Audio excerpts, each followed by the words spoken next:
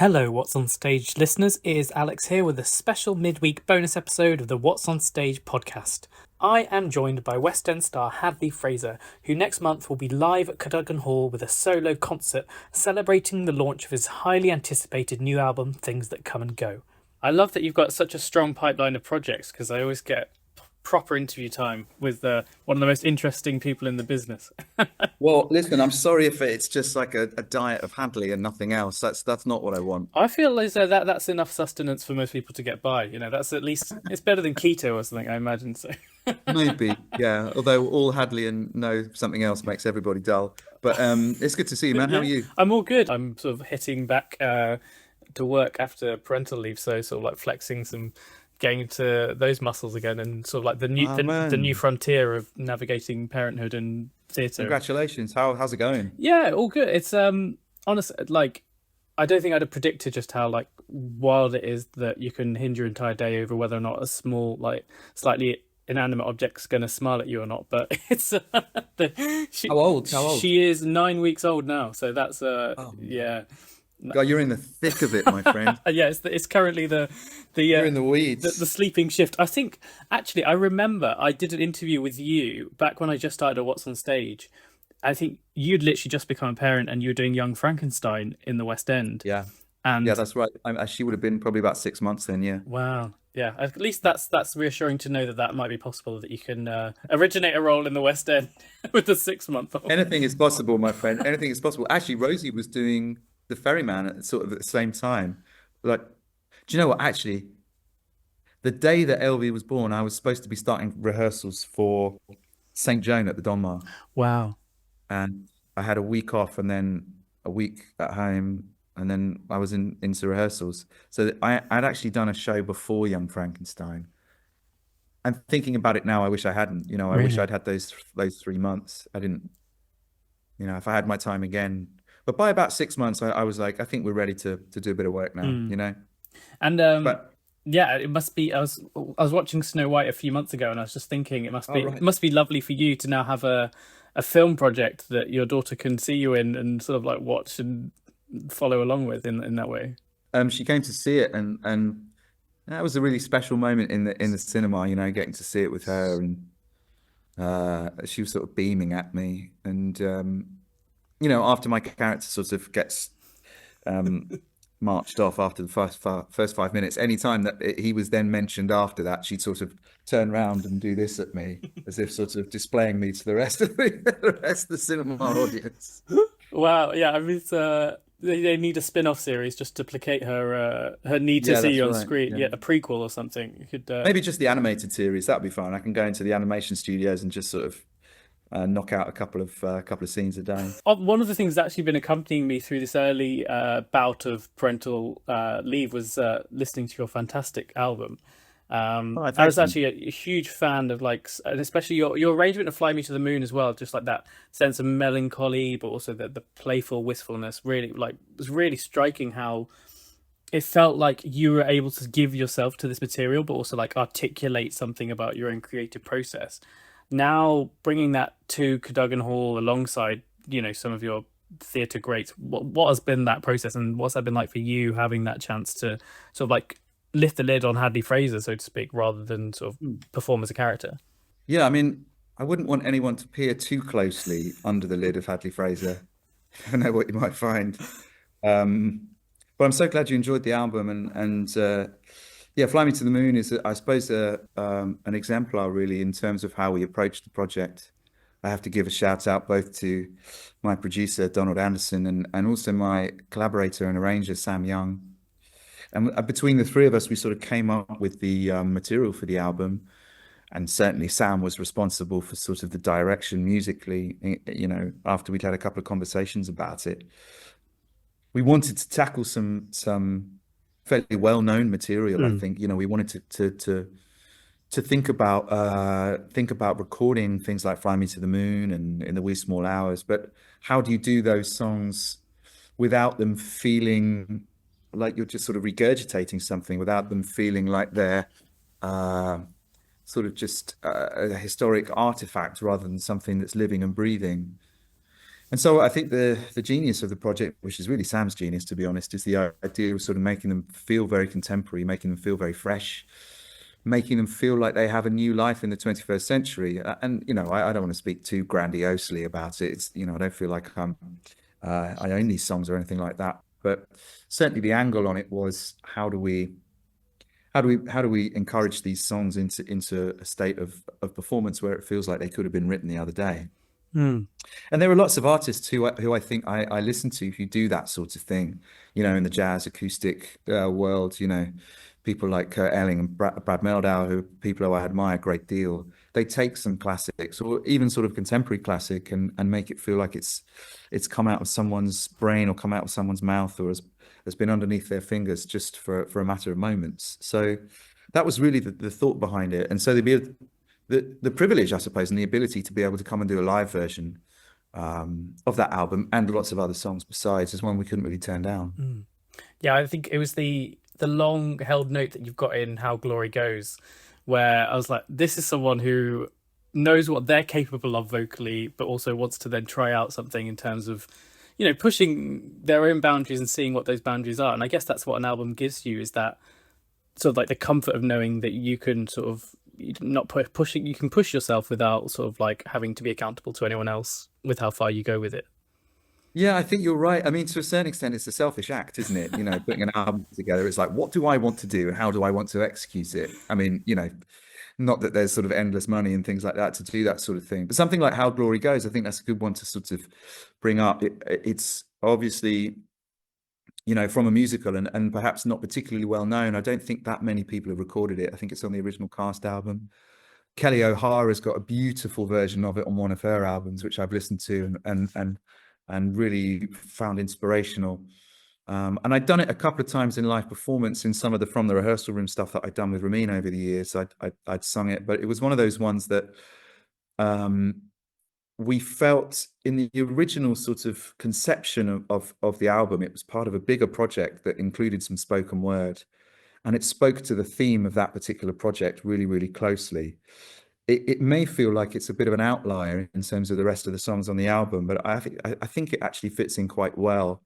It's about loss and it's about longing, and there is a melancholic sort of color to it, I suppose. And I've long admired Adam Gettel as a composer. I've never met him actually. I'd love the privilege of meeting him one day. And that song in particular, I find incredibly moving. The idea of someone transitioning from the living world to the dead and imagining what the afterlife looks like. It's part of the human condition that is one of the great unknowables, isn't it? And I suppose coming back to your comment about sort of interrogating yourself, I suppose as I get older, it's as we all do as human beings, we start to interrogate the idea of what comes next. And that song to me really, really speaks to that. So I was really keen for that one to be on the album and to do it just with Sam on piano as well. You know, I suppose we could have gone to town really and put lots and lots of instrumentation on it, but it feels like it's a very internal moment and an internalized sort of thematic life. Yeah, I think that was the sort of the shape of the whole album was what was like you say, almost as the album progresses, you know, you start to pull away a bit more and it starts to be a bit more exposing, and it does come to a point where it's often just you and the piano. Was that a deliberate choice to sort of, or was that sort of like just more of just like the way that it all sort of like ended up with the it's more the way it hung together at the end. We sort of didn't record it or anything in order or anything. I don't suppose you ever really know when you're putting an album together what the track listing is going to be, what the order is going to be. Once everything's recorded and beginning to be mixed, you sit down and you start thinking about this. And it felt like there was a journey or a story to be told in terms of the order of the music. And I think you're right to pick up on that. It feels like there's hope at the beginning, perhaps, or at least light. And as you move through the record, whether that hope is still around, I'm not sure, but certainly there's a sort of encroaching melancholy or an encroaching darkness, a reflection, I suppose, or something becomes a little bit more internal. I think the only thing I would sort of counter to that is to say that the final song, "You Must Believe in Spring," is something of a corollary to that. Um, the idea of actually there is hope that always springs if you believe in something like spring. It's actually I was reminded of it the other day, and I'm hoping this has some relevance for you, Alex. Listening to some of the words in the Deep Blue Sea. There's a scene at the end of Deep Blue Sea in which one of the characters is helping the main character Hester through a particularly long dark night of the soul, and he says, "Yeah, there's something like what is there beyond hope?" And he says, "Life. You know, my reason for living is to go on living. You must wake up tomorrow morning and go on living." And I thought of that song in that moment. He has another great line where he's talking about the artwork that she's doing, and he's talking about it being a flame, and he says the world is a dark enough place for even a little flicker to be welcome. And so I suppose bringing it back to the album, that "You Must Believe in Spring" being right at the end is just a little flicker. I was going to come on to the fact that you're simultaneously sort of preparing for a solo concert whilst also starring in a very well received West End transfer. But I guess what was incredible is that this is your first solo concert, which was, I thought, yeah, it's not actually. Oh, is it not? It's not. I don't quite know. I think there were some wires crossed with. I was saying, because I'm sure you've done lots of concerts and lots of well-received concerts, but was it sort of like something of this scale? Is sort of, yeah. Something on this scale is out of the ordinary for me. I've done bits at Zadell and what used to be the St James's, but is now the Other Palace on my own. Where else have I done? I've done solo concerts in Japan and things like that. Yeah. But this is certainly the biggest venue I've ever played on my own. I suppose, Alex, to be honest with you, I'm more of a natural side man. Like, I'm happier. I'm happier being a sidekick, or at least part of a team, or a collection of people. But I suppose you put your neck on the line, really, don't you, when you release an album and you say, "Look, this is who I am, and this is my musical identity," or at least in this particular moment. And as a consequence, there is a necessity would be too strong, I suppose, but there is an urge to then to perform that stuff live. So yeah, it's not exactly my first. I can't remember if I've done one in the middle of a run before, but I already had the concert booked in when the Deep Blue Sea came around. Normally, I think I try and separate those two things, but sometimes that's the way that it runs down. So I'll be doing two shows on the 14th of the Deep Blue Sea, and probably a band rehearsal on the Saturday morning for the gig here at Cadogan, and then here all day on the 15th prepping, and then welcoming everybody through the doors. Wow, that's going to be a jam-packed weekend for yeah.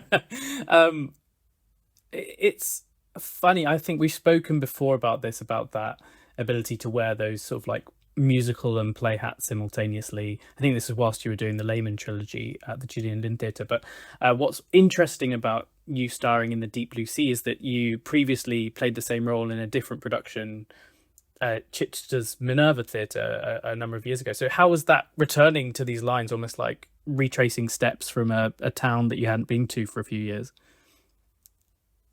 Yeah, that's a good way of putting it, and a town that you're at once very familiar with and also incredibly unfamiliar with. Like you've been there and got incredibly drunk, but sort of have found your way home. Which I suppose is quite relevant for Freddie, because he does have his issues with the bottle. I was really keen to do the show again, and in a way there was a sort of lingering sadness that the Chichester production never got another outing, because it was a fine production. So when this one came along, I didn't really have to think too long and hard about whether to sort of put myself forward for it. And it's at once familiar, I suppose, and actually because Peter McIntosh, who designed the production at Chichester, is our designer at the Haymarket as well. And I think even he would admit that his set is relatively similar to the point where there are some of the props are exactly the same ones that we had in Chichester we have now. Things like the whiskey bottle that I glug from. So there, when I got into rehearsals for this, and we only had 2 weeks rehearsal, because obviously the production had a live down before in Bath. I sort of at once knew exactly where I was on stage, but also felt like, why are all these people completely different? and obviously, director Lindsay Posner had a very, not a very different take on it, but certainly his own take on it and his own thoughts about the show and about the character. So to come back to it, I think 6 years is probably about the perfect time, because it was still very familiar to me. But I didn't have too much of a muscle memory where it felt like all I wanted to do was regurgitate what had come before. It's felt like an organic process again. And I mean, Rattigan's writing is so deliberate and so specific that I suppose it sends you in a particular direction anyway. You're not necessarily trying to reinvent the wheel, I think, an awful lot of the time. You want to do justice and do service to what he wrote in the first place. But there's another reason for my affection for the play, which is that Rattigan wrote it in an upstairs room of a pub in the village where I grew up. Really? Which is not a particularly remarkable village. It's a tiny little village in Berkshire, near Bracknell, called Bimfield. And the Cadogan Hall pub there, which used to be the centre of Windsor Forest, and other things besides. There, I remember when I was growing up and drinking there, probably before I should have been drinking there, but drinking there nonetheless. I remember seeing a little sign up saying Terence Rattigan wrote The Deep Blue Sea here. And I didn't think much of it then. But now, having been a part of the play twice, there seems to be something that draws me back to it. And the universe is obviously bringing me full circle back to where I started. This is going to be so strange, but weirdly, I was in Bimfield 2 weeks ago on holiday. That is strange. On holiday? Yeah, well, we wanted somewhere that we could drive with the baby, and we sort of like had to go to the Cotswolds, but we took a long way round, and we drove through Bimfield and then had to stop there to sort of do the ablutions. So do the baby thing. Yeah, exactly. So that was before we hit the M4. So that's very Where did you stop? That's really, can you describe where you were? I think it was just like a very small sort of a housing estate. We just come off, we were about to head onto the M. This is so specific. We were just coming off the A329. We were about to head onto the M4, but we needed to quickly do a detour so we could change the baby. Yeah, that's really funny. But yeah, that's, of all the places for you to bring up. I was like, hang on a sec. I remember reading that on my sat nav mere days ago.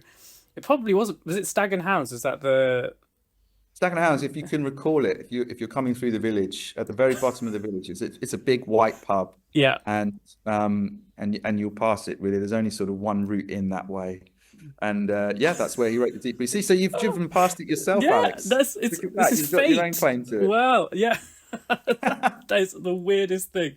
Yeah, that is strange. The universe does strange things sometimes. It does. And do you believe in stuff like, I mean, that's such a detour. Do you believe in stuff like that as just like on an individual level? Are you quite like a superstitious person or? I'm not necessarily a superstitious person, but what I would say is that there's a great passage in a Bill Bryson book called A Short History of Nearly Everything. I don't know if you know it or you've read it. But it was a very instructive passage to me, because he talks about how the Royal Society, the sort of, very well thought of aristocratic science society in about 1870 or something, made this declaration that there was nothing else in the world that could be discovered or invented.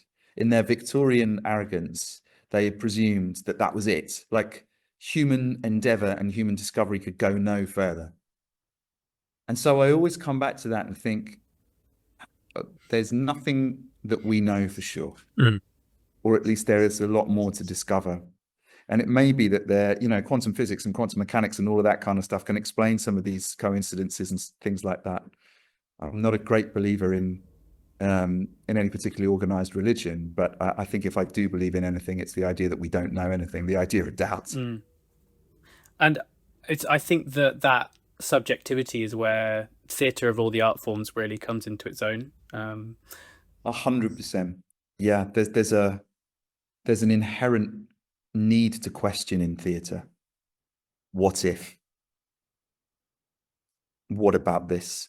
Have you thought about it like this? The moment that theatre sort of turns its back on that, then I think we've lost it. it needs to keep on questioning, doesn't it? And whether that's just questioning a particular character in a particular moment or something much more extra personal, you know, something to do with society. Yeah, theatre's quite good at reminding you how small you are. Yeah, but also at the same time, I guess it's, especially if you're sat with 1,000 other people, that unity that can come about and actually feels often very hard to find in this day and age. I feel most comfortable in an audience, and that maybe that's quite Do you? yeah, I do. I just think I feel safer here than anywhere else in the world. On a Because of the yeah, sort of degree of anonymity that you're allowed, and you're sort of being invested into a story, yeah, and in anonymity fact, is a good word. Yeah, I think there's, and also just that understand, you know, that whole thing about, you know, an audience will all, their heartbeats will run in tandem and you'll sync. yeah, I think it's that side of thing of, even if you're having wildly different experience to someone, you're sharing it with them. we've separated it now, I suppose, because we have to, with things like having to pay for a ticket. But I suppose at its core, theatre is really just about people around a campfire telling a story. Um, and the fact that we can still go and do that and feel this, not necessarily understand what we feel, but feel something, is an incredibly important thing to keep on doing. I suppose it's why we keep on doing it to an extent. What is it that an audience feels, and what is it that a performer feels? How do those two things intersect? And how do we keep on telling new stories? I don't know. It's like a people talk about it as an addiction. I'm not sure I quite agree with that. I think it's a very primal need, you know, to be part of storytelling. It's definitely something. And actually, coming back to parenthood, I think previously, maybe 5 years ago, I used to go to the theatre almost every night religiously, and it was sort of to the point where that would be my socializing time, would be sitting with a friend, talking for 5 minutes, and then sitting in the dark and not talking to them for 2 hours, which probably wasn't very healthy. Whereas now, going to the theatre less, I simultaneously could probably identify that I was using it as a crutch, but then also can start to value it on its own terms, rather than just constantly bombarding myself with it. It'd be really interesting to sort of know from the performer perspective or from an artist perspective, you know, how does that work in terms of that drive? You know, do you ever feel like I can sit back and go into a recording studio and have some time that doesn't involve block booking all my evenings? Always, it just, again, is it that exploration that's always there as a sort of like a need or an interest? Yeah, I don't plan these things. I'm not a particularly planning person, to be honest. I think things, experiences, moments, nights, plays, gigs come around where they're supposed to, and I mean that from a performance point of view and an audience point of view as well. I've had some of the most electric nights in the theatre that I can remember over the last year or so. I mean, going to see Punch, I thought was one of the most incredible things I've seen in recent memory. I thought Fiddler at the Park was another one of those moments where I just went, I don't want this to end. You know, I've had that with a couple of music gigs as well. Not so long ago, going to see the LSO at the Barbican, just thinking this is sort of transcendental. And I hadn't necessarily planned those moments to be that way, but they do, don't they? Sometimes things can whisk you along and take them to transport you. So yeah, I don't do a great deal of planning about that, and neither do I do a great deal of planning about, right, I need to go into the studio now because I've done 2 plays back to back, or I should probably think about doing a musical. Maybe I should try and calculate these things a bit more, but I'm just not a calculated guy. I find that maybe that's part of my downfall, as well as perhaps a strength, is just sort of letting stuff come and go to bring it full circle. Yeah, maybe that's how it shakes down. So one final question then, again, to maybe tapping into that sort of like more organic side of things, are there artistic itches that you're still sort of like feeling the desire to scratch, you know, with an album, a Rattigan revival in the West End, a concert at Cadogan Hall? What's, you know, where else are you sort of feeling a pull? I don't know. The favorite things I've done in my career have mostly come about by surprise and by accident. Things like Lehman Trilogy, 222. Didn't know these things were coming down the pipe. there are a couple of shows, there are a couple of parts that I'd like to do one day. A couple of Sondheim shows that I think I would dig doing. But beyond that, I'm not a particularly covetous person, and I just like doing good things with good people. So yeah, beyond Deep Blue Sea and beyond Cadogan, I'm off to Japan in August to go and do Dirty Rotten Scoundrels again with Ramin and everybody else. So that'd be great fun. And then we'll see what comes after that. I'm quite good at sitting in the garden and having a sandwich and listening to the test match as well. Like, that is a superpower of mine. Yeah, it's I think, and maybe it's a parenting thing. I've just suddenly got really interested in Classic FM, which I never had before. Dude, it comes to you. It's going to be gardening next. You'll be like checking out the TV listings to see when Gardener's World is on. It comes to you. It comes to us all. Okay, yeah. I mean, I'd say, yeah, to Sarah, who's obviously the co-host of the podcast, was saying that horticulture is something that she started as much as culture. That's her big thing. So maybe we'll start a gardening podcast alongside the What's on Stage one. You should do. Joe Stilgo and I are writing a show about a garden. I really? Yeah, in terms of horticulture plus culture, that's why I think of it. So hopefully that will see the light of day one day. But yeah, it comes to you. It comes to you. Green fingers. I feel like we need to talk to Drew McConey and get a site-specific version in the gardens at Regent's Park.